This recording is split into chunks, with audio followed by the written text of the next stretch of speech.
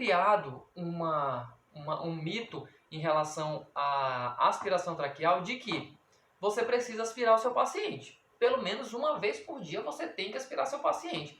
Você tem que passar o plantão com o seu paciente aspirado, limpinho, né? Chegou no plantão, tem que aspirar o paciente e a gente não precisa fazer isso. Na maioria das vezes a gente não precisa fazer isso. O que a gente precisa fazer de imediato é avaliação. Avaliação é o primeiro passo para que a gente possa dar a melhor assistência para o nosso paciente. Olá, doutores, tudo bem? Meu nome é Diego Ferreira, eu sou fisioterapeuta intensivista e hoje eu venho falar de um assunto que a galera às vezes come bola. Não pelo fato do procedimento, mas pelo fato de que quando fazer esse procedimento. Então, vamos falar sobre aspiração traqueal. A aspiração traqueal, todos nós sabemos que é um procedimento para a gente fazer a remoção da secreção dos pacientes, certo? Pacientes ali que estão entubados, pacientes traqueostomizados, ou até mesmo paciente que não está usando nenhum tipo de dispositivo de invasão traqueal. E o procedimento de aspiração traqueal, ele é realizado através de sondas e de sistemas de sucção. E o que ele realiza? Ele realiza a sucção de secreções. Existem duas maneiras de a gente fazer esse procedimento. São as maneiras estéreo e a maneira não estéreo. Quando a gente utiliza a maneira estéreo e quando a gente não utiliza a maneira não estéreo. Então é assim, toda vez que a gente vai aspirar um paciente que está com um tubo orotraqueal, com um tubo, né, ou com a traqueostomia, e esse sistema é um sistema aberto, ou seja, aquele que a gente tem que desembalar, a sonda de aspiração, colocar no campo estéreo. Esse é um procedimento estéreo. Nós temos que usar luvas estéreis, tá ok? Para a gente poder fazer, para não levar bactérias para dentro do sistema respiratório do paciente, tá? Então esses procedimentos ele tem que ser feito de uma maneira estéreo. E a maneira não estéreo para se realizar esse procedimento é quando o paciente usa o TrachCare.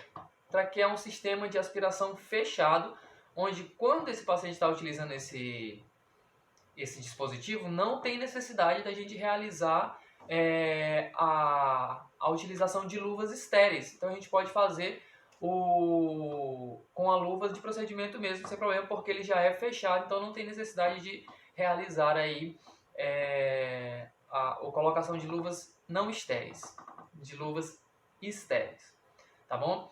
Mas qual é o principal problema que acontece em relação à aspiração traqueal? Todos sabemos que o procedimento é um procedimento invasivo. Vamos enviar uma sonda dentro do traqueia do paciente, vai aspirar.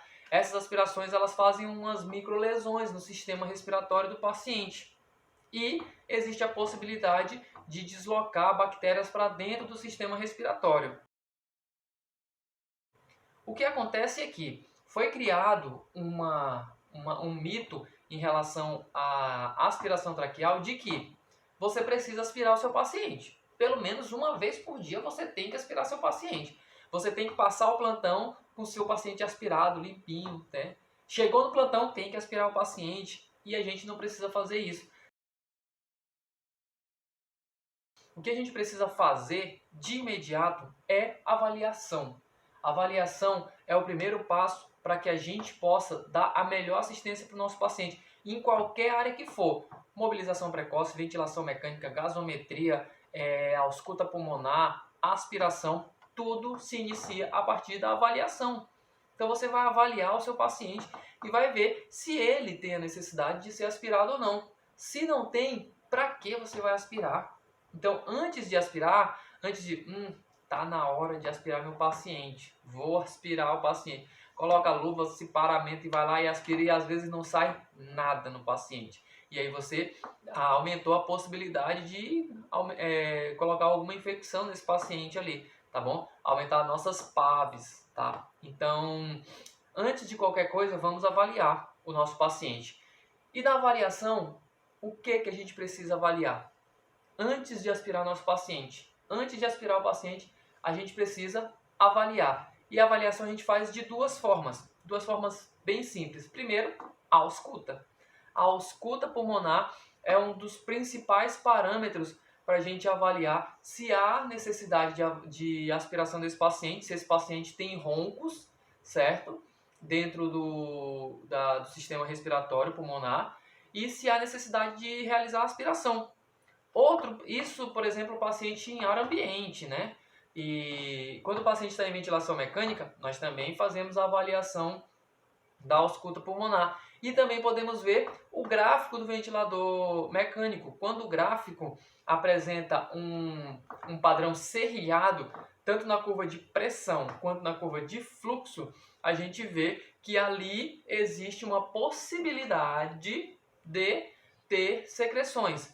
Só que a gente tem que avaliar, antes, olhou lá no gráfico, viu que tem serrilhado na curva. Opa, cheio de secreção. Aí você vai avaliar todo o sistema, pega lá desde a saída do ventilador, a traqueia, desde a saída do ventilador até o tubo. Faça essa avaliação.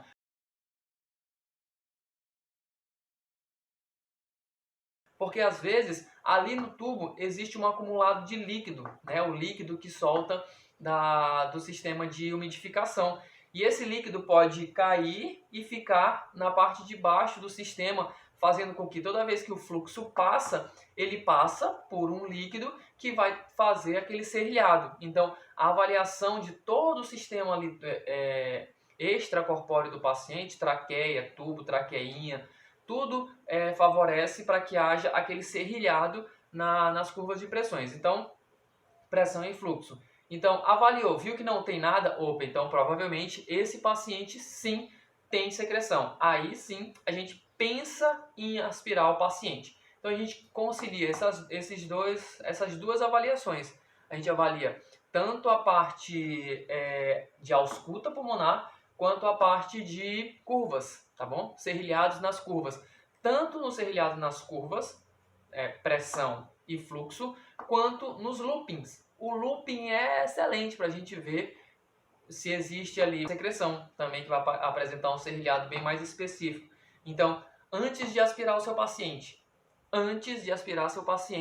avalia, ausculta, olha a onda, tá bom? E aí sim, se esse paciente necessitar, você vai lá e aspira. Você pode passar o dia todo sem aspirar seu paciente, tá bom? Que não tem problema nenhum. Você vai aspirar quando houver necessidade de aspirar. Vamos parar de querer aspirar por horário.